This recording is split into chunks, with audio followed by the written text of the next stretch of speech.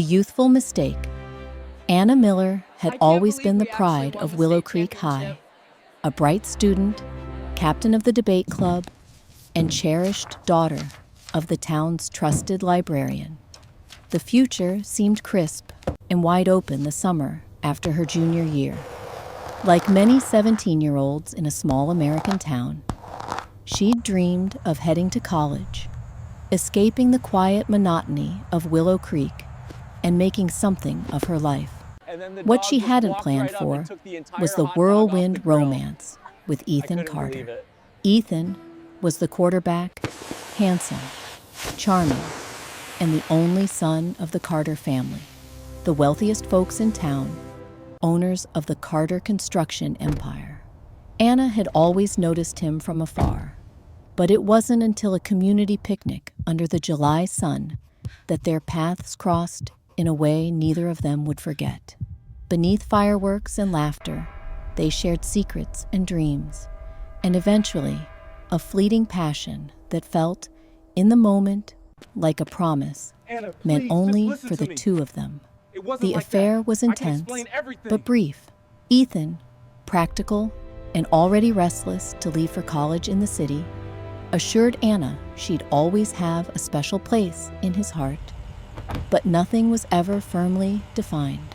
So when Anna discovered she was pregnant, shock overwhelmed her. Don't bother crying, Anna. She counted the weeks, You knew retraced exactly what you were memories, doing when you and betrayed my realized trust. that a single impulsive decision had changed the trajectory of her life.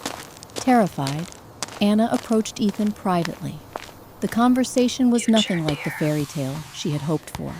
Ethan, pale-faced and agitated, denied the possibility at first. She thinks she can just When walk Anna away from pressed, it. he grew The nerve of cold, that girl after insisting the everything. timing didn't make sense, or that Anna must have made a mistake. A few days later, Ethan's mother showed up outside the Miller home, her crisp suit and sharp tongue slicing through any hope Anna had left. The Carter family's message was clear. Anna was not to disturb their son's future or family reputation. Money was offered, advice given. Think about your future, dear. And a warning lingered unspoken in the air. Word travels fast in Willow Creek. Anna attempted to hide her secret as long as she could, shrouded in baggy sweaters and quiet afternoons at the local library. Still, whispers found their way into the church pews, the school hallways, the checkout line at the only grocery store in town. Her best friend Emily distanced herself, afraid of judgment by association. Teachers, once supportive, now eyed her with disappointment. Even Anna's mother, struggling between shock and maternal instinct, grappled with how to best protect her daughter. Anna's world constricted overnight. She wandered through the summer in a haze, numb and overwhelmed, waking each morning to the reality of what she faced. Yet, as the first flutter of life stirred within her, something fierce took root. For the first time, Anna realized she would have to grow up quickly. Her future would no longer be shaped by youthful plans, but by the life of the child she carried. Alone and unsure, she made the quiet, stubborn choice to forge ahead. By the time fall arrived, Anna had learned to walk the halls with her chin held high, masking heartache with muted strength. The story of her youthful mistake was no longer just gossip for the town. It was the beginning of her own uncertain journey. 18 and a single mother. The arrival of Lily Mae Miller changed everything. Anna's first night at home from the hospital Look, I just need to know passed where in you a haze I already of told you, Anna. exhaustion and awe. I have a meeting. She stared at her really don't daughter's have time tiny for this. fists, rising and falling with each breath. Unable to believe that someone so small could inspire a love so fierce, I know it blotted sounds out her strange, fear, but at I least really for a little didn't see while. him until it was But too dawn late. always came, and I with just it, froze. the weight of overwhelming reality. Life as an 18-year-old single mother in Willow Creek was nothing like the future Anna had once pictured. I expect The you funding to for be college intimidated by the evaporated grandeur. the moment her pregnancy This insolence became is public simply knowledge, tiresome. replaced by baby bottles and secondhand cribs from distant relatives. The few friends she had left faded into the background, unsure of how to bridge the chasm that now separated their carefree lives from Anna's new responsibilities. The Miller home, ridiculous. I once want a filled lawyer with now. gentle routines, became a battleground of stress and missed opportunities. Anna's mother loved Lily in her quiet, practical way, but every interaction was tinged with disappointment and worry. Conversations at home revolved around bills, Lily's colicky cries, and unspoken anxiety about Anna's prospects. Determined to provide for her daughter, Anna juggled a patchwork of low-paying jobs, waitressing at the Hungry Bear Diner in the mornings, folding laundry at the local motel after lunch, filling in at the library on weekends. She learned to live on coffee, hand-me-downs, and the stubborn grit that came from loving Lily more fiercely than she thought possible. Diaper rashes, midnight fevers, and endless lullabies became the pattern of her days and nights. Nights were the loneliest. When Lily finally dozed off in her crib, Anna stayed up at the kitchen table, textbooks open beside the baby monitor. She was determined not to give up on her diploma, attending GED classes 2 nights a week and squeezing in homework during Lily's sporadic naps. Some nights, exhaustion pressed so hard on her chest, she wondered if she'd ever breathe freely again. But Lily's tiny hand, wrapped around her finger, or the sleepy smile on her daughter's face, would remind Anna why she kept going. Out in the town, people's judgment still followed her everywhere. Mothers her own age eyed her with a mix of pity and superiority at the discount grocery store. Elderly neighbors whispered in disapproval as Anna pushed the stroller down Main Street. Even old church acquaintances seemed reluctant to make eye contact. Anna began to shrink into herself, shoulders tense from the effort of holding both Lily and her fragile dignity upright. Yet, there were moments of tenderness and hope, kind words from strangers cutting through the chill of gossip, a cup of hot chocolate pressed into her hand by Mrs. Jenkins, the neighbor who remembered Anna's birthday. Most of all, there was Lily, a source of joy in sorrow, all knotted together. Lily's first smile, her gurgling giggles at bath time, the way her tiny hands clung to Anna's shirt. These became the center of Anna's universe, stability in a life she hadn't chosen, but was determined to survive. As the months wore on, Anna found herself growing, not just older, but stronger. Where shame and self-doubt had once dominated, necessity forced her to become resourceful, persistent, and brave in ways she had never imagined. There were setbacks, Don't lie to me. missed We know shifts, you were there. unpaid We have the bills, footage. nights spent crying, Where is Ethan? quietly so Lily wouldn't wake. But there was progress too. Her GED instructor praised her hard work. Lily's health improved, and Anna managed to save a few dollars each week against the possibility of real change. Through it all, Anna became something she never expected: resilient. For now, every victory was quiet.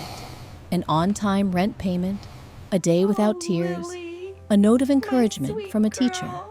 But in the secret hours of the night, as she watched her daughter dream, Anna began to believe that perhaps someday, despite the whispers and regrets, she could rewrite her fate. Not just for herself, but for Lily too. Old wounds, unhealed time was supposed to heal wounds. Or so everyone told Anna. In Willow Creek, however, some scars only deepened with each passing season. As Lily turned 2, Anna tried to build a sense of normalcy, but old pain lingered around every corner and in every whispered conversation. Ethan's family, especially his mother, kept a watchful and judgmental eye on Anna. Thank you for Mrs. meeting Carter remained a presence in Anna's me. Of life, course. if It's only been too as a long. shadow of disapproval If I at every throw community this stone event. in, will Whether the it was river the annual remember fall it? festival or a town hall in its meeting, own way, it Anna will. could feel Mrs. Carter's gaze. A chill that let her know she wasn't forgiven, and worse, not forgotten.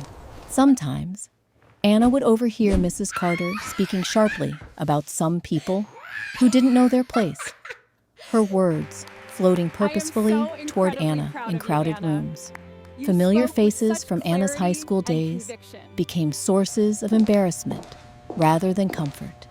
Old friends crossed the street to avoid small talk. Boys who once tried to make her laugh now looked through her as if she were invisible. Anna found herself excluded from group activities she'd once attended without a second thought. Book clubs and potlucks seemed closed off, their doors politely shut in her face. The wounds cut deepest when Anna saw the impact on Lily. While Lily was too young to recognize the full extent of the social barriers, Anna started noticing subtle things. A parent steering their child away from Lily at the park. A neighbor hesitating before agreeing to let their kids join in on a play date. Sometimes, Anna would catch a fleeting look of innocence fading from Lily's eyes, a small furrow in her brow as she watched other children run off together.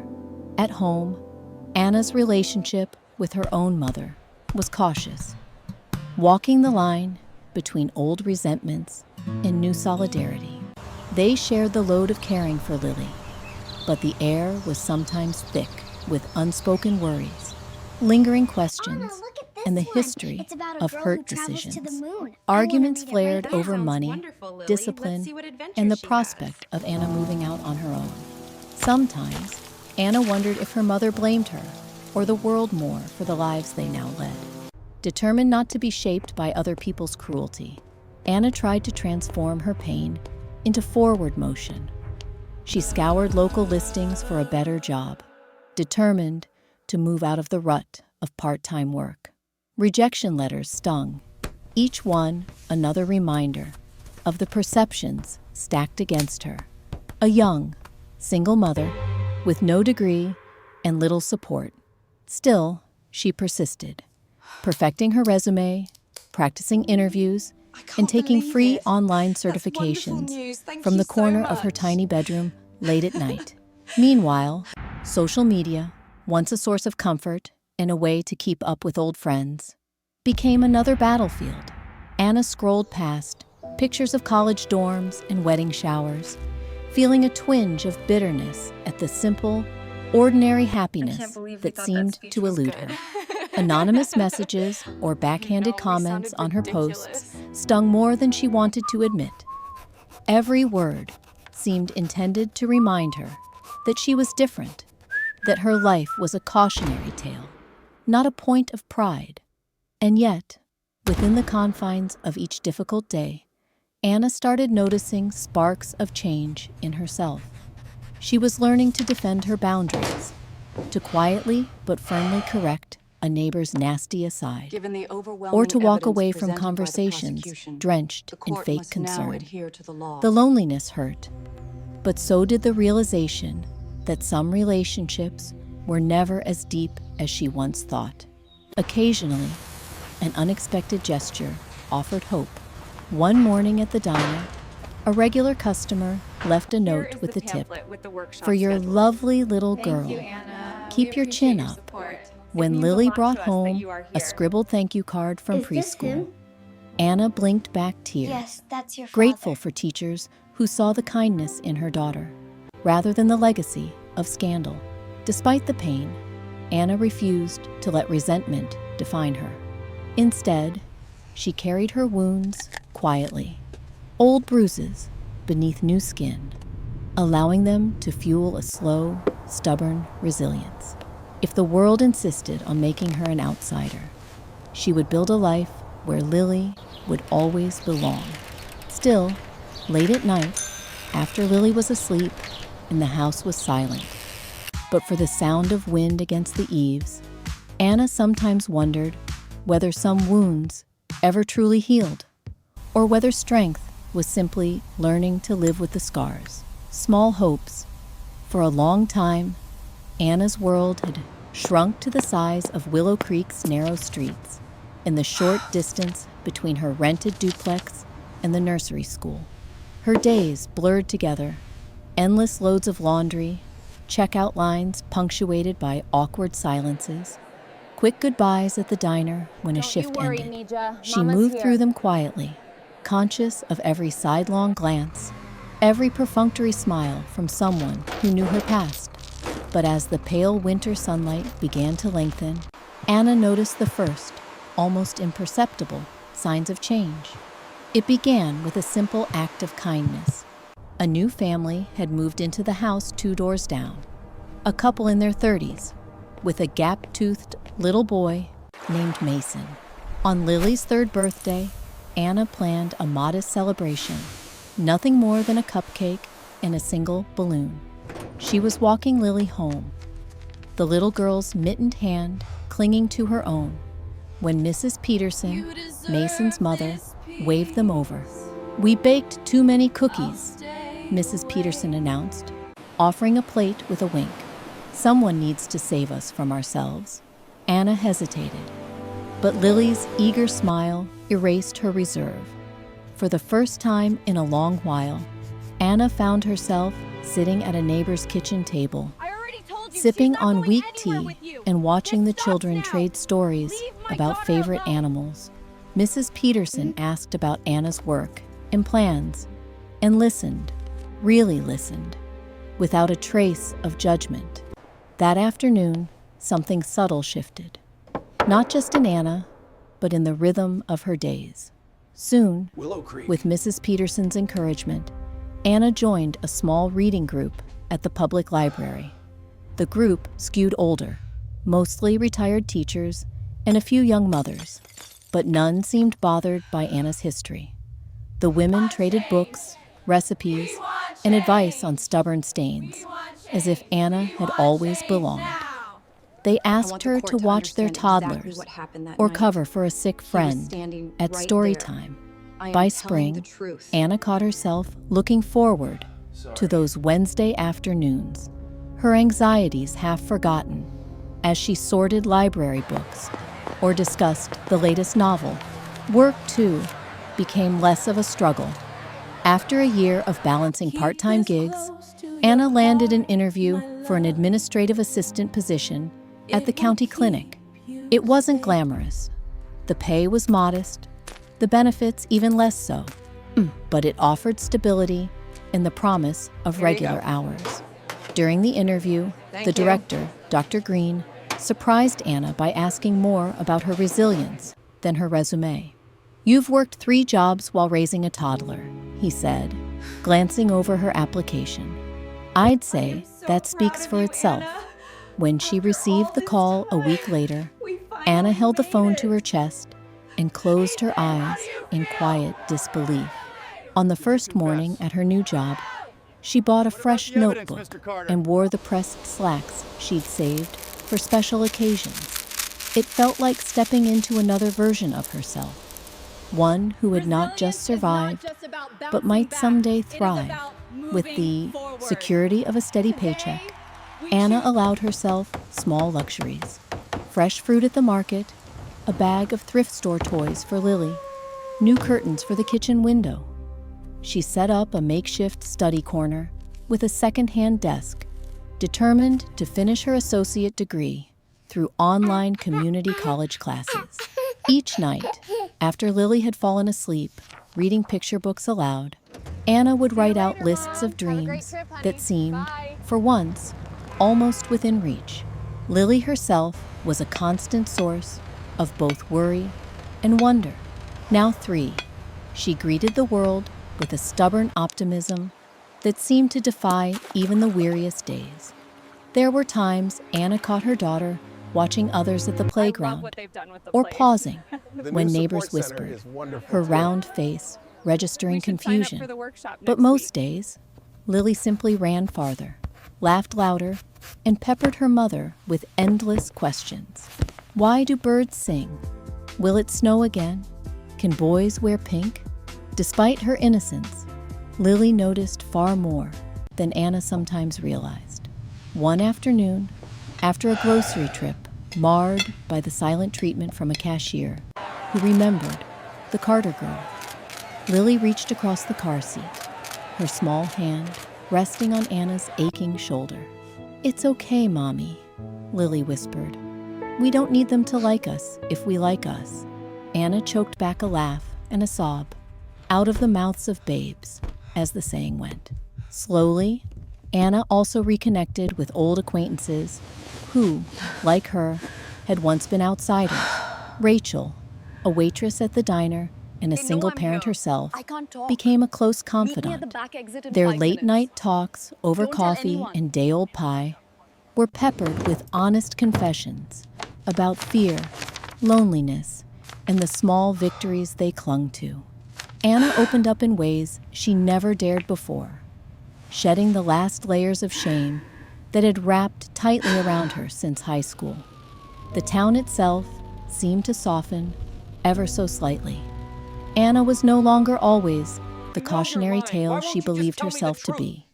The librarian, her former English teacher, slipped Anna advanced reading materials and asked for her thoughts on a new children's section. Mr. Evans, the pharmacist, started greeting Lily by name and slipped her a sugar-free lollipop when no one else was looking.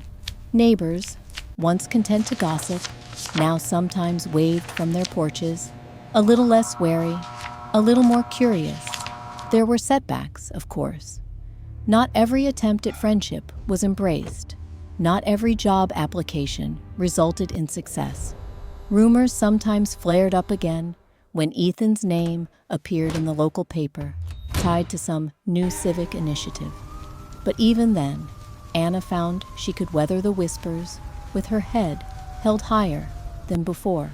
What surprised her most was the emergence of hope. Quiet, persistent hope that life would continue to get better.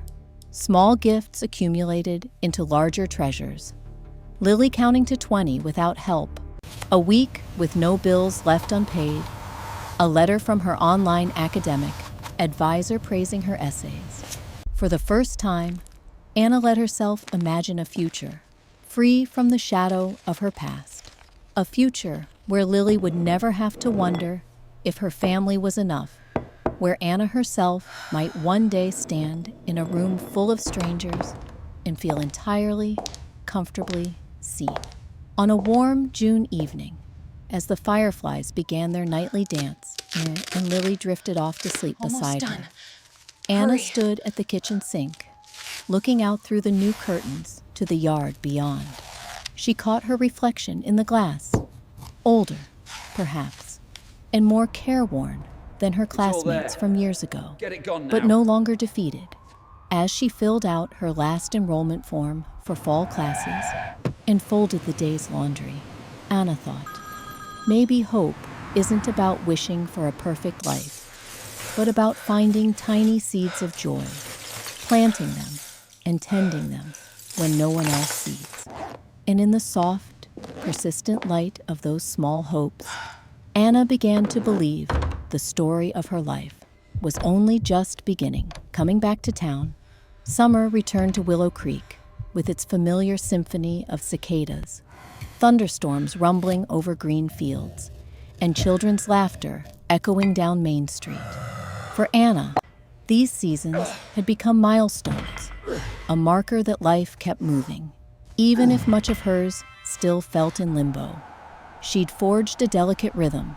She worked steadily at the county clinic, kept up with her community college coursework, and found small pockets of peace with Lily in the slow cadence of rural living.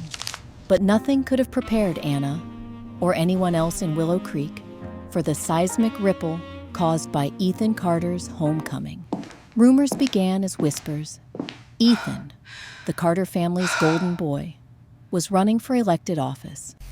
He'd made a name for himself in the city as a young, dynamic politician. Magazine features hailed his small-town values, his return to Willow Creek, the town he'd left behind, and where his greatest secret still remained, would serve as the launchpad for his campaign to become the youngest county commissioner in decades. Billboards with Ethan's face sprang up, smiling broad and all-American, on every empty lot. The Carters hosted a lavish, welcome-back barbecue at their mansion. Grapevine chatter buzzed over fences and along the aisles of the Piggly Wiggly. Local reporters fawned over the hometown hero, chronicling Ethan shaking hands with veterans outside the VFW, playing catch with little leaguers, volunteering at the food pantry. 1,000 wholesome images expertly staged for the local press. Anna watched all this unfold with a strange sense of detachment. Lily, now old enough to ask questions, wondered aloud about the new faces on the signs, oblivious to any connection. Anna explained that sometimes people left town and came home trying to look important, nothing more. Inside, Anna's feelings ran deeper, seeing Ethan's name and the adoring attention he received. Unsettled wounds she'd worked hard to cover. There he was, returning as the favored son, greeted with applause, while she had spent years shielding herself and Lily from the town's cold stares and whispered judgments. Forgiveness had never been on offer for Anna. Not really. Her past was too visible, her mistakes too memorable. But for Ethan, redemption appeared as simple as a handshake and a splashy headline in the community weekly. There was an atmosphere of pageantry as Election Day approached. The Carters opened their house to campaign volunteers and hosted church socials that drew record crowds. Ethan's speeches were filled with nostalgic references to Willow Creek's unbreakable spirit. And the local paper ran a glowing feature about his journey from local quarterback to city leader and back again. But with every ad, every smiling photo op, Anna's anxiety grew. She sensed the town's memory being rewritten in real time, a story in which Ethan was always the hero. His departure recast as noble ambition, his return a gift to his community. Anna's own story, the pain and loneliness, the struggle to build a life for herself and her child, remained unspoken, except in the guarded glances of those who remembered but pretended to forget. The campaign pulsed through Willow Creek like a summer storm, electrifying some, leaving others uneasy. At the clinic, Anna heard colleagues discussing the Carters' philanthropy and Ethan's vision for school improvements. At story time in the library, parents praised his down-to-earth charm, conveniently omitting long-held grievances about the Carter family's influence. Yet there were cracks in the glossy surface. Anna's friend Rachel noticed them too. Over coffee, after closing at the diner, Rachel rolled her eyes at yet another article idolizing Ethan. "Funny how quickly people forget what happened," she said, shaking her head. Or maybe they never really cared. Anna kept her distance from political events, I see it. but she couldn't fully avoid them. At a Saturday right here. farmer's market, Lily tugged her hand toward a tent draped in campaign bunting. Ethan stood at the center, signing T-shirts and posing for selfies, surrounded by old classmates and new admirers. He looked up, and just for a moment, his gaze met Anna's. Some emotion flickered across his face. Was it regret, embarrassment, calculation? Before he looked away, laughter already forming for someone else's joke.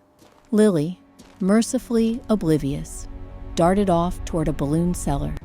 Anna followed, heart pounding with a mix of anger and an old, unmistakable ache.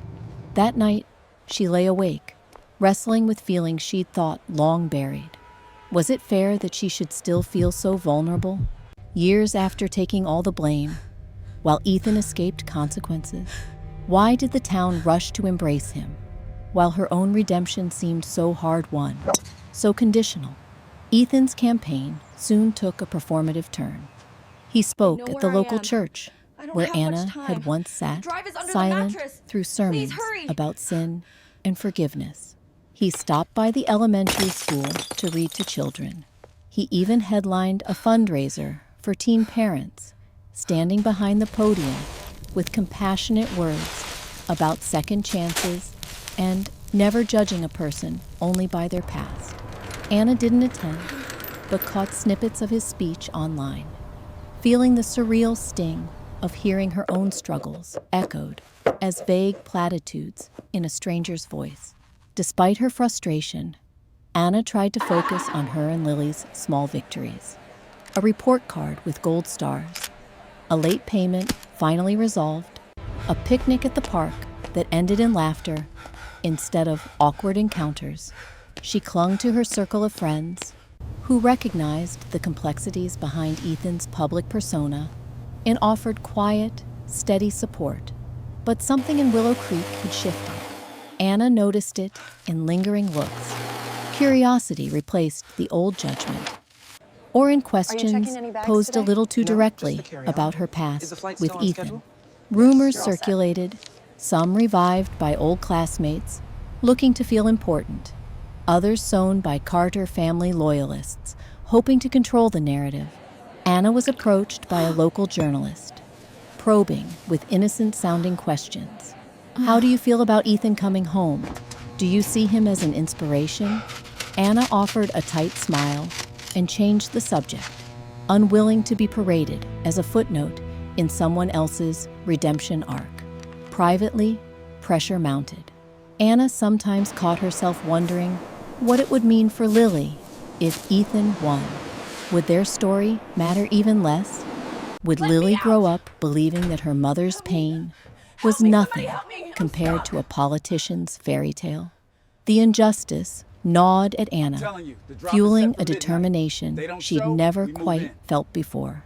As Election Day approached, Anna found herself gathering old letters, photos, and fragments of memory, proof of the truth she'd lived, the history others wanted to erase.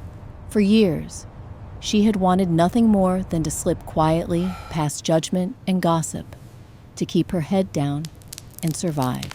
Now, as flags waved on every corner and the town buzzed with anticipation, Anna realized something inside her was changing. She would not allow herself or her daughter to become invisible again. However the town told its story, Anna knew she had the power to tell her own. And for the first time, as summer ripened across Willow Creek, Anna believed that honesty wasn't just a wound. Sometimes it could be an act of hope, the fateful encounter. A month rolled by after Ethan's grand return, and the air in Willow Creek felt weighted, full of secrets, ambitions, and the anticipation of Election Day. For Anna, every errand around town felt like an obstacle course she navigated with wary, practiced grace. But beneath her composure simmered a tension she hadn't felt in years. She kept her head down at the clinic, focused on Lily's preschool drop-offs and online coursework, determined to sidestep the whirlwind Ethan had whipped up. That resolve unraveled one humid Friday afternoon. Anna was wrapping up paperwork in the break room at the clinic, reviewing a spreadsheet for Dr. Green. The county health director was away, so the front desk had emptied out early. She relished the brief silence, just the whir of the soda machine and muffled laughter from the distant pediatric ward. "Anna," came a voice, unexpected, crisp, deeply familiar. She stilled. She hadn't heard that voice in years, not in person. Anna turned, and there he was, Ethan Carter, immaculate as ever in a tailored navy suit, his campaign pin glinting on his lapel. He offered a polite, practiced smile, but the set of his shoulders betrayed nerves. "Ethan," she said, her voice controlled but clipped. He stepped inside, glancing around as if to assure himself they were alone. "Got a moment?" Anna exhaled, trying to regulate the pulse in her neck. Ethan's face was fuller than she remembered, his jaw more set. But his eyes, those clear, calculating blue eyes, remained unchanged. "I'm finishing up work," she replied, not offering a seat. Ethan ran a hand through his hair. "This isn't easy to say. I owe you a conversation. About everything." Anna braced herself. The evidence was clear. "You're running but I for buried office, it. Ethan. I think everything's already been said." He tried to smile, but it faltered. "I know it looks convenient, me coming back now, but I want to make amends, for old time's sake, for all the hurt. Maybe there's something we could do together, a project, some way to help the community. I'd like people to see I've changed." For a moment, Anna couldn't speak. She was 12 years older and infinitely more tired than the girl he remembered. And now she felt that weariness in every muscle. "Is that really why you're here?" she said, voice trembling between anger and exhaustion. "To help me, or to help yourself?" He took a step forward, lowering his voice. "I am genuinely sorry about how everything went, about Lily, about you. I've been thinking a lot about the kind of man I want to be." Anna cut him off. "You only think about who you appear to be. You ignored us for years, Ethan. Now you want a photo op?" His cheeks flushed. "That's not fair." She shook her head, her patience shredded. "Fair. You left me alone, remember? My entire world fell apart. Your family threatened us, paid us to disappear. Now you want a soundbite to prove you're the bigger man?" A brittle silence settled between them. The sound of a chair scraping in the hallway reminded Anna they weren't in some safe, private place. She picked up her purse and reached for her keys. "I have to pick up my daughter." Ethan's voice softened, searching. "Anna, please, I want to see her. You both deserve a real apology."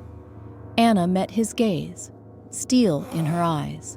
"Lily isn't a campaign stop, and I'm not your PR problem to solve." He hesitated, as if he might say more, but Anna brushed past him, her heart pounding. She didn't allow herself to look back until she was locked in her car, hands shaking around the steering wheel.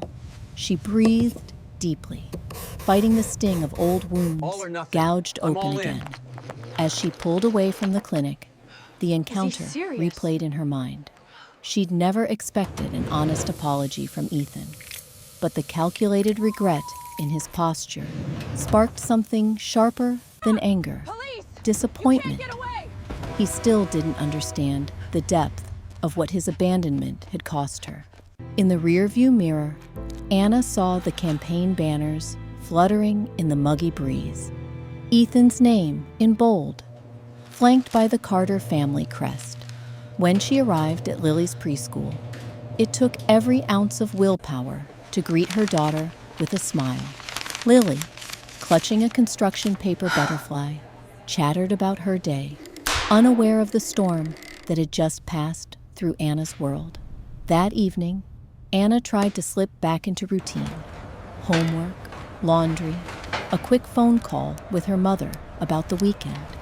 But she was restless, unable to ignore the unfinished conversation or Ethan's sudden reappearance in the most private corner of her day. As Lily played quietly in the living room, Anna's thoughts spun. Should she tell anyone about the encounter? Would it spark fresh town gossip?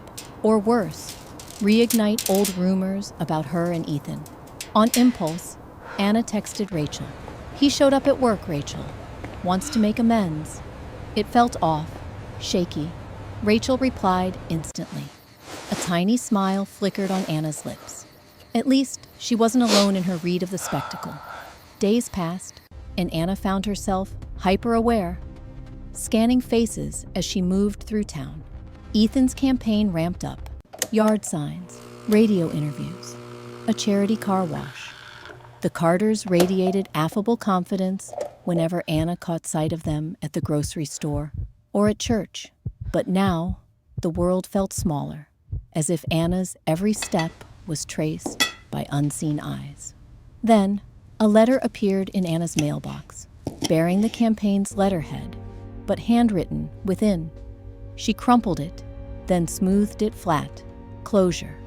The word chased her through the day, at work, as she shopped, as she watched Lily twirl on the porch, unaware of the Carter family legacy.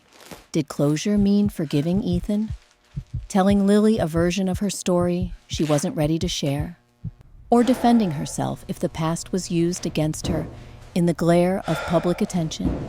Late that night, Anna sat at her kitchen table under the yellow glow of the lamp. Old feelings, anger, grief, longing, pride, rushing through her like a tide she could hardly withstand. For so long, she had fought to make her life about more than a moment's mistake or the legacy of someone else's power. Now, with Ethan asking for a meeting, Anna realized she stood at a crossroads once again. The next morning, she dialed Rachel. Maybe it's time to stop hiding. Maybe I should let him talk, but on my terms, not his. Rachel was quiet, then steady. You've survived everything this town could throw at you, Anna. You decide what happens next. Don't let him, or anyone, hold that kind of power over you or Lily ever again. Buoyed by her friend's faith, Anna took a breath and drafted her reply. She clicked send, feeling something shift inside, a flicker of resolve, the glimmer of courage she thought she'd spent long ago. Outside, Lily called her name, waving at a butterfly perched on the fence. Anna stepped into the sunshine, realizing that sometimes fate brings people back together, not for reconciliation, but for reckoning. And this time, Anna was determined to make it on her own terms. He's fishing for good press. Don't give him an inch. The ultimate evidence. After her tense exchange with Ethan, Anna lay awake night after night, the weight of unspoken truths pressing against her chest. She moved through her daily routines with quiet determination, packing Lily's lunch, double-checking her clinic reports, nodding politely at neighbors. But inside, the pulse of old wounds beat louder with each of Ethan's campaign appearances and manufactured smiles. She knew the time had come to confront the half-told story of her past. Not just for herself, but for Lily. The first step was the hardest. Anna steeled herself one stormy Sunday afternoon and climbed into the attic, flashlight in hand. Cardboard boxes, thick with dust, lined the rough-hewn beams. She sifted through baby clothes and old report cards until, at the very bottom, she found the small wooden trunk that had kept the fragments of her previous life. Old diaries, faded photographs, and a bundle of yellowed envelopes held together with twine. Every piece of correspondence, the terse texts, the midnight phone call logs, the emails exchanged during those frantic weeks when her world had tipped sideways, represented a shard of the bigger truth. Anna pored through each one, cataloging them carefully. There was the email chain from Ethan, desperate and contradictory, promising support, and then, hours later, retracting it. There were voicemail recordings, shaky with static, of late-night arguments and tearful pleas. Anna's hands trembled as she replayed her own voice, raw at 17, begging for honesty and finding only avoidance in return. Equally damning were the exchanges with Ethan's mother, clinical, precise, never emotional. She'd offered money, then threats, all cloaked in the language of protecting the family. Anna relived it all, jotting down notes and timelines late into the night. She felt stripped bare, but, paradoxically, newly armored. This wasn't gossip or rumor. It was proof. For days, Anna debated what to do next. She confided in Rachel, who came over with coffee and fresh muffins. Listening quietly as Anna laid the evidence out on the kitchen table. "You have every right to show this, Anna," Rachel said. "No one can erase what they put you through, especially not now, when pretending is easier for them." Still, Anna worried. What if the town turned even colder? What if Lily bore consequences for Anna's truth-telling? But Anna also knew that stories left to fester in the dark became weapons wielded by the wrong hands. She wouldn't allow that anymore. Methodically, Anna organized her evidence. She made copies of the emails, downloaded the voicemails to a secure folder, and wrote a statement in her own words, a chronology of what had happened, who had tried to silence her, and the toll it had taken on her and Lily. She included the financial offers and veiled warnings from the Carters, making sure every detail could be verified. She even reached out, nervously, to an old family friend who was now working as a journalist in the neighboring county. Anna's message was factual and concise.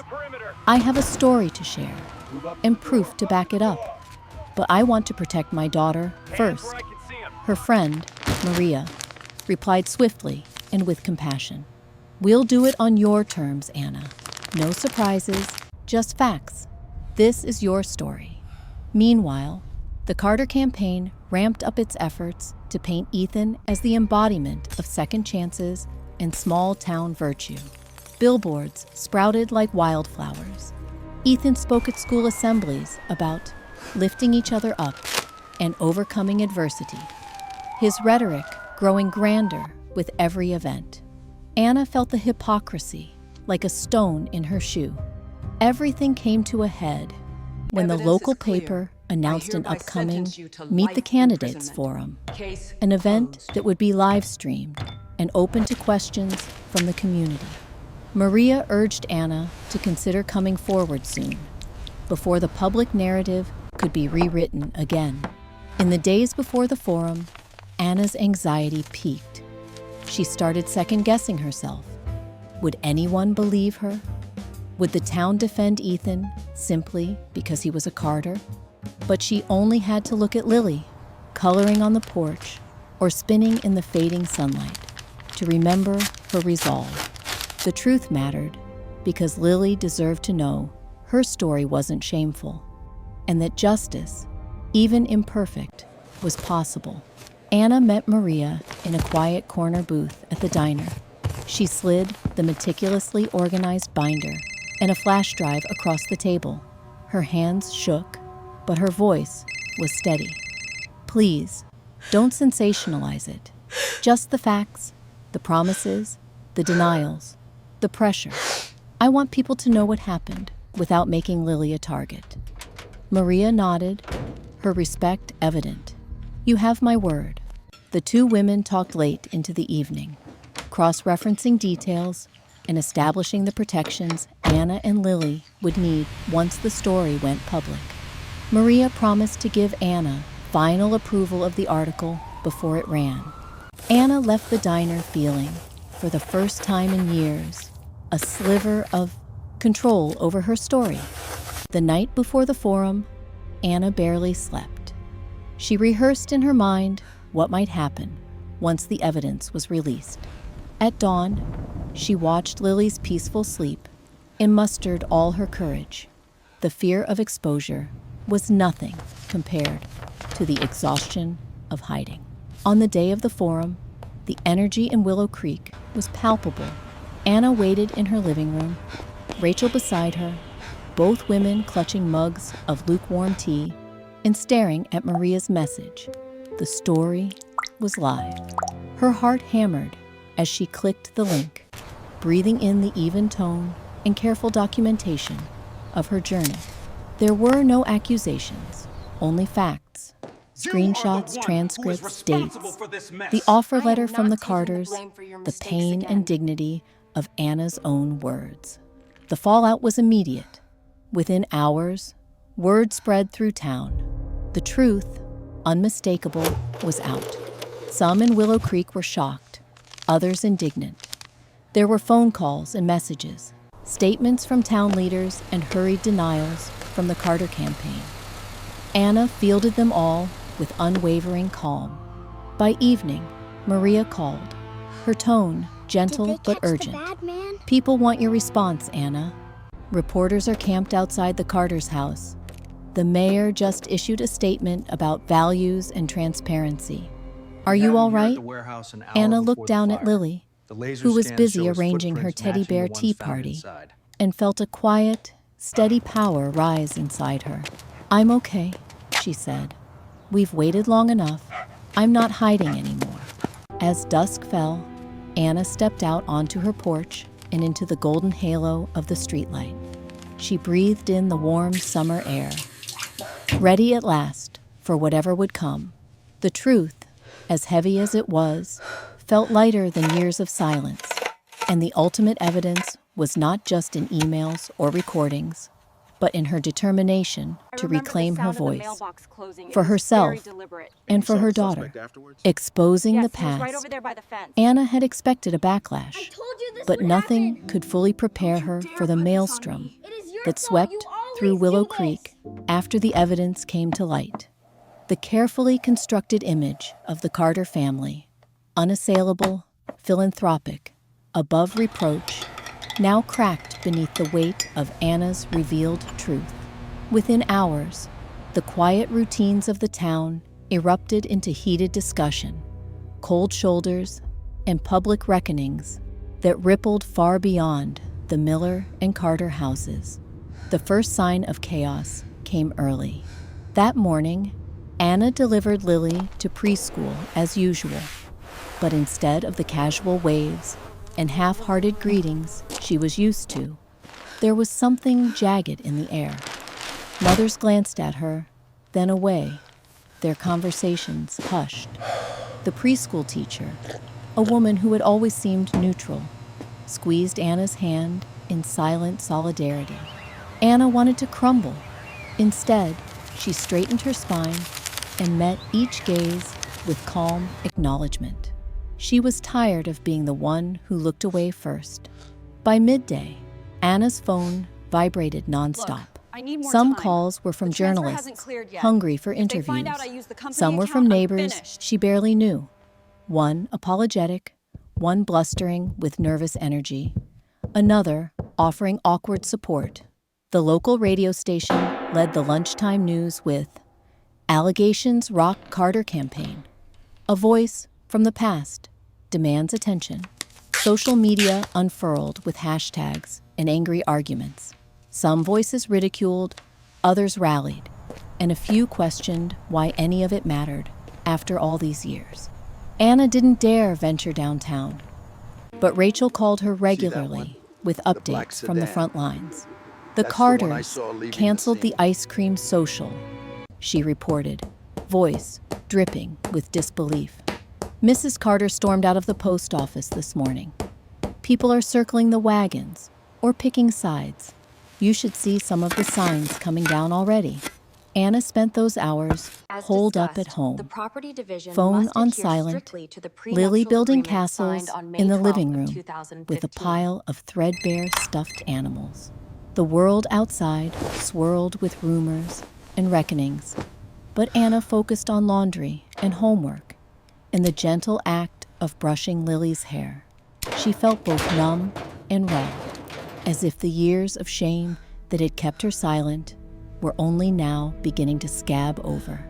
The official response, when it came, was as calculated as she expected. A hastily organized press conference gathered on the courthouse steps. Ethan stood flanked by his parents, face pale, lips pressed tight. He read from a prepared statement, voice trembling at first. We acknowledge past mistakes and an unfortunate period of youthful recklessness. However, I have always strived to serve this community honorably and to grow from my experiences.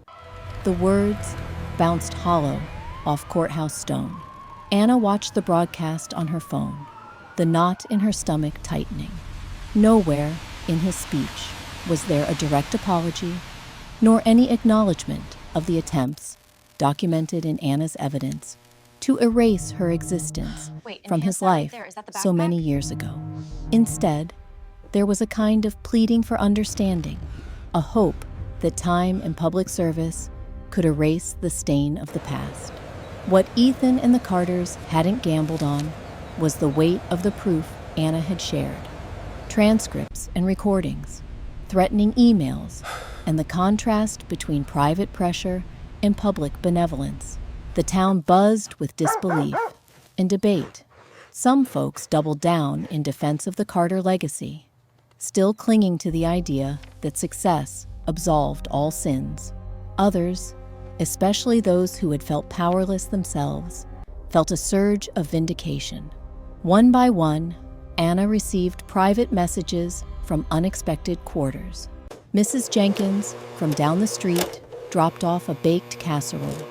"Just in case you can't face the store today, dear." A group of young women from the reading club sent flowers. The GED instructor, who had championed Anna years earlier, left a voicemail, her voice thick with pride. Yet, negativity persisted as well. Anonymous notes appeared in her mailbox, warning her to let bygones be bygones, accusing her of jealousy, or worse, seeking attention at the expense of the greater good. Some old friends slipped into avoidance, while others posted cryptic messages online about the sanctity of family and the danger of digging up buried pain. That week, Anna refused all media interviews. She wanted no part in televised spectacle, no staged confrontation. Her goal wasn't to ruin Ethan, but to force the town, and him, to witness the truth and choose how to move forward. Her stoicism, however, only increased the town's fascination. Her silence became its own statement, and speculation grew. The most important conversation, though, was the one Anna knew she owed Lily. One evening, as cicadas thrummed outside and darkness gathered at the windows, Anna invited Lily onto the couch beside her. The little girl, perceptive even at her young age, sensed the gravity in her mother's tone. He's here. "Sweetheart, sometimes grown-ups make decisions they regret," Anna began, voice soft but steady. "When I was much younger, I was scared and alone. Some people didn't help me. They hurt me instead. I want you to know that none of that was ever your fault, and nothing that happened before changes how much I love you, or how proud I am that you're my daughter." Lily processed this with the seriousness of a much older child, then simply hugged her mother tight. "I love you, Mommy. You're the bravest girl in the world." The scandal's echo stretched for days. Church sermons touched on compassion and justice. The diner buzzed with speculation and shifting alliances. At the next town hall, Anna entered with her head up, clutching Lily's hand. The room quieted. Then slowly, people offered nods, a handful of soft greetings. Rachel beamed, squeezing Anna's shoulder as they passed.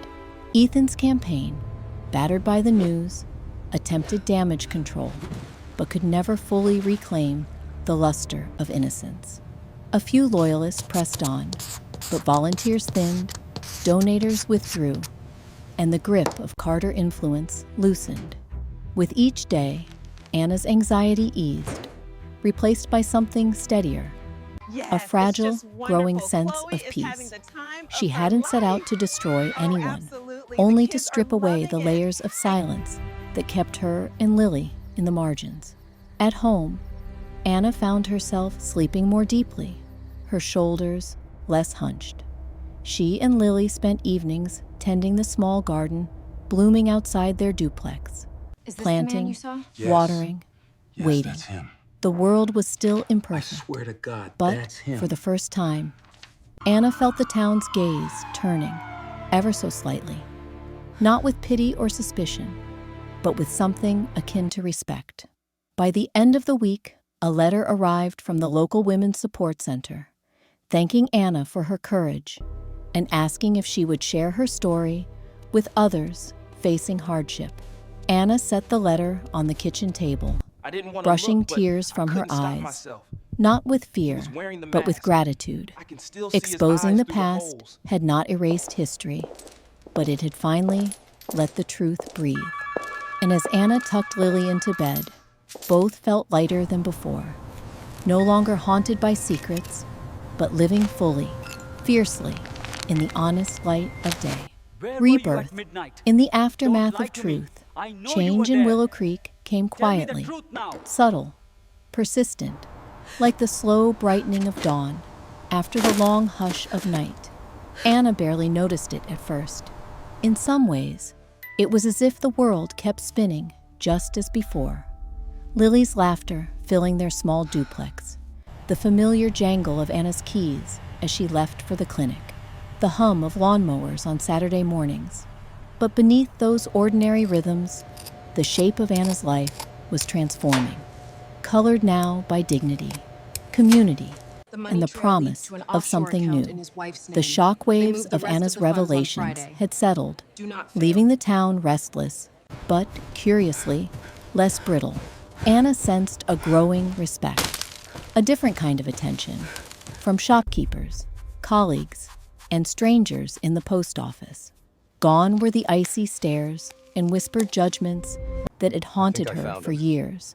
Instead, people nodded in acknowledgement, or simply offered space, which felt even more precious than sympathy. Sometimes, as she walked Lily to school, Anna heard snippets of conversation drift past her, like bird calls, Wait, the tattoo. statements of quiet He had a tattoo of admiration, a serpent on his curiosity about her strength, Please, just take it. or I expressions can't of be seen here. regret from this the those only who had one? stood by in silence for so long. Yet Anna remained measured, wary of sudden acceptance. She knew forgiveness in a small town was never a single event, but an evolving process. There were still unresolved hurts, uncomfortable silences, and memories that sometimes surfaced It's me. unbidden on I only sleepless have a minute. nights. Go to the storage Still, unit number 304. Anna was The no key is longer under the mat living with the outside. constant weight Hurry. of invisibility and fear. One unexpected morning, Anna's mother, once so tense and reserved, stopped by with a warm casserole and a photo album tucked under her arm. As the kitchen filled with the aroma of baked pasta, the two women sat together, flipping through old school pictures and faded birthday snapshots. Anna's mother lingered on a photo of Anna at 13, arms around a dog they'd owned years ago. She traced the worn edge and finally spoke, her voice steady but full of feeling. "I should have stood up for you sooner," she admitted softly. "I was afraid for you, but I was also afraid for myself. I hope you know how proud I am of you now." The words loosened something inside Anna, a hard, cold knot that had been lodged in her chest for years. Without fanfare, she leaned her head on her mother's shoulder and let herself be comforted. That gentle act, more than any public apology, felt like the beginning of a new relationship, honest, tender, and free from old resentments. In her own home, Anna's relationship with Lily blossomed in the new light of truth. Lily, oblivious to the complexities of adult conflict, kept a firm grip on optimism.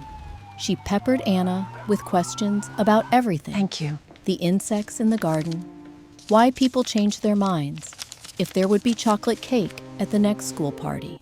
Sometimes, Lily would curl up beside Anna in the evening and say, with fierce conviction, "I love you, Mommy. I want to be brave like you when I'm big." Those moments filled Anna with hope, reinforcing the sense that nothing from her past could bind her or her daughter anymore. Anna poured her anxieties and aspirations into the community, volunteering at the library where she'd once sought refuge. She helped set up a support group for young women facing adversity, some single mothers, others simply struggling with the weight of expectations. Anna never cast herself as a savior. She simply listened, encouraged, and, when the moment felt right, shared her own story. "You don't have to stay silent," she would say. Your life isn't a cautionary tale. It's yours to tell. The group's modest meetings grew steadily, laughter and tears commingling in the dim light of the library basement. At work, Anna's confidence flourished. Dr. Green, the clinic director, invited her to participate in administrative meetings, and soon, Anna found herself voicing ideas for improving patient outreach and supporting families in crisis.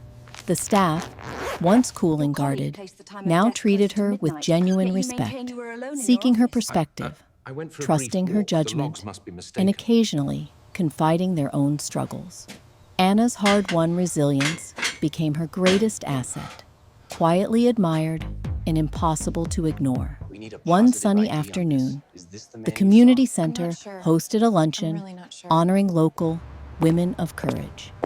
To Anna's surprise, she was invited as a guest of honor. She hesitated, fearing publicity or pity, but Lily's beaming face at the mere idea convinced her to attend. Standing at the front of the auditorium, looking out at neighbors, old classmates, and strangers alike, Anna spoke softly of mistakes, choices, and the strength she'd found in motherhood and adversity. "I thought surviving meant hiding," she told the audience, her voice clear and steady. "But living fully means telling the truth, even when it's hard, and believing that you matter, no matter what anyone says." As the applause faded, Anna felt not only seen, but understood. The slow change in Willow Creek extended even further. Inspired by Anna's honesty, others began to speak up about unfair treatment, lost opportunities, and hidden traumas. An older divorcee started a book club for women rebuilding their lives. A father confessed during church service about his struggles with addiction. The deli owner offered second chances to employees who'd previously been written off. The community became, if not perfect, then at least more open and real, its surface no longer so smooth and impenetrable. Ethan and his family, meanwhile, became more a shadow than a presence in town. The Carters withdrew from the public eye, and Ethan stopped appearing at campaign events, his future in politics uncertain. Anna neither gloated nor relished their decline, but felt a sense of closure, knowing that justice, in its small-town way, had finally caught up. She had no anger left, just a cautious hope for everyone to move forward. But the greatest transformation was within Anna herself. She set new goals, completing her degree, saving for a home, planning small adventures for her and Lily. Every day held progress, not perfection. A finished assignment, a home-cooked meal, an afternoon at the park, a moment of laughter uncontaminated by shame. Anna learned to celebrate small victories, knowing they were seeds for even greater growth. Rebirth, Anna discovered, wasn't a single event, but a series of brave choices. Each morning, each conversation, each time she met the world's eyes without flinching. Her scars would never vanish, but they no longer defined her. As summer ripened and the world turned green again, Anna stood barefoot with Lily in the garden, dirt under their nails and sun on their faces. She finally believed what everyone else had begun to see. She was not just forgiven for her past, she was remade by it. And in the honest, unburdened light of this new life, Anna felt peaceful, strong, and, above all, free. A new beginning. The change, when it finally arrived, was not the upheaval Anna once feared, but a slow, persistent unfolding, like buds after a long winter, or the gradual brightening of the morning sky. By late August, the air in Willow Creek felt different, gentler, with none of the old expectations pressing down. Anna noticed it in the way sunlight filled her kitchen each morning, how Lily's laughter echoed across their small yard, how the world's edges softened into possibility. After the tumult of the past months, the public reckoning, the confessions, the layers of secrecy stripped away, Anna had expected her life to feel emptier. Instead, the absence of constant anxiety left room for something she had not allowed herself in years: hope. In simple ways, Anna and Lily marked the shift. They celebrated little things. The first time Anna's pay covered more than just the bills, Lily's watercolor paintings taped proudly across their hallway. Finding time for picnics in the park without scurrying from sideways glances. The seasons, once a reminder of all Anna had missed, now charted progress. Her garden, once neglected, burst into color, late blooming daisies and zinnias brightening every window. Ethan left town not long after his campaign collapsed under the weight of Anna's truth. There was no dramatic farewell, no sweeping apology, just the quiet closing of the house on the hill and the absence of Carter family cars at the church parking lot on Sundays. Willow Creek, for all its small town memory, let the matter settle into silence, the kind that allowed life to move forward, neither forgetting nor fixating on the past. Anna met Ethan only once more, by chance, on a cool September morning at the edge of the city park. He wore an old college sweatshirt, his expression stripped of the old arrogance. For a moment, Anna wondered if bitterness would rise, but instead, she simply nodded, acknowledging not just the pain, but the release of it. Ethan opened his mouth as if to speak, but found no words. Anna realized they no longer needed them. He lives just down What the had street. needed to be told had been told. Wounds laid bare, and at last, left to heal. The new beginning was not just about leaving the past behind, but about shaping what came next. Anna, for the first time since adolescence, felt able to dream with her eyes open. She applied for a promotion Look at at the the clinic interaction with the patient's and, medication. with That changes the uncharacteristic metabolic boldness, rate entirely. cited her work in organizing community outreach as a reason for her candidacy. She didn't win, but she did gain the director's admiration and a promise of more responsibility and pay in the months ahead. Evenings in the Miller household took on a different cadence. It was nothing dramatic. Lily helping in the kitchen, the murmur of audiobooks, the quiet hum of Anna's laptop as she mapped out lesson plans for her next round of college classes. They held adventure nights, exploring county fairs, hiking in nearby woods, or baking new recipes, measuring, laughing, covered in flour and sticky sweetness. The happiness was neither loud nor fleeting, but rooted, like strong branches reaching for the sun. Weekends stretched before them, unwritten. Anna revisited old hobbies, painting delicate landscapes, relearning the chords of dusty sheet music, volunteering for story hours at the library. Now a place of community instead of refuge. Lily thrived, her energy unbound by the sense of difference that had once stalked her play. She made friends, some from outsider families like hers, Look at this, 1988, others the property simply lines are drawn completely in different. by her sunny disposition This is and the connection. unstoppable questions. For Anna, one of the greatest surprises was the slow, measured outpouring of support from unexpected corners. Mrs. Peterson, the neighbor who had welcomed Anna in her hardest hour, proposed a neighborhood swap: Boarding pass, please. tools, clothes, meals, creating a patchwork of mutual Sir, we aid need you to along their step aside. street. Anna joined, soon contributing apple bread for bake sales and hand-me-down books for younger children. Through these shared rituals, she built connections that no rumor or scandal could undo. On one crisp evening, Anna stood beneath the stars as a gentle breeze rustled through the willow trees behind their duplex. She watched right here, Lily past the old dash mill. barefoot You have to after approach from the north, fireflies, otherwise they'll see you. giggling, Be careful. free. Anna felt a calm contentment she had never imagined, and understanding that while scars did not disappear, they also did not define her.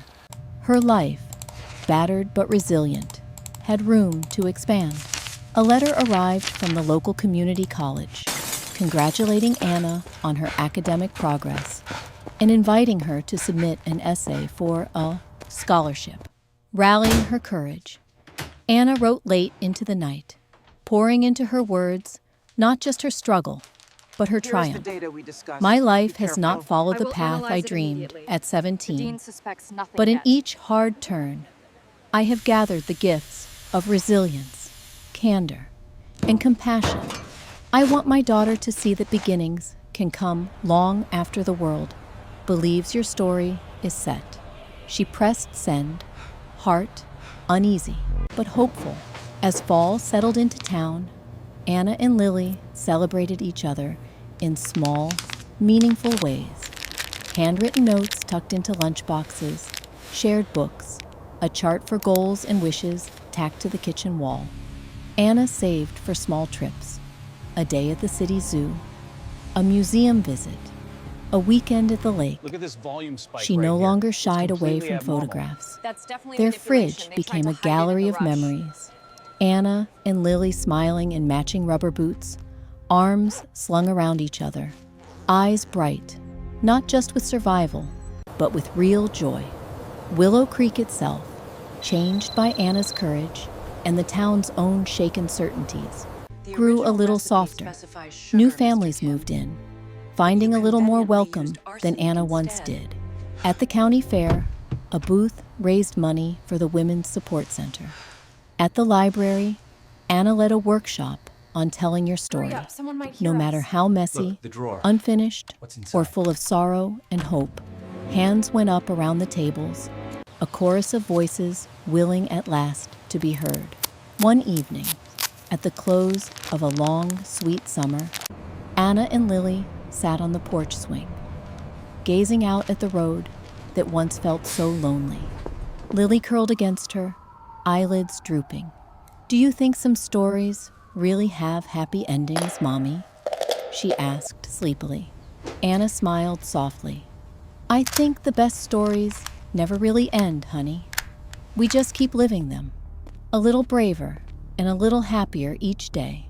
And as twilight deepened and fireflies sparkled, Anna breathed in the honest air of their new beginning, knowing she and Lily were not just moving forward, but blooming exactly where they had learned to stand. Her heart, at last, was light, her spirit sure, and her future wide open beneath the endless Willow Creek sky.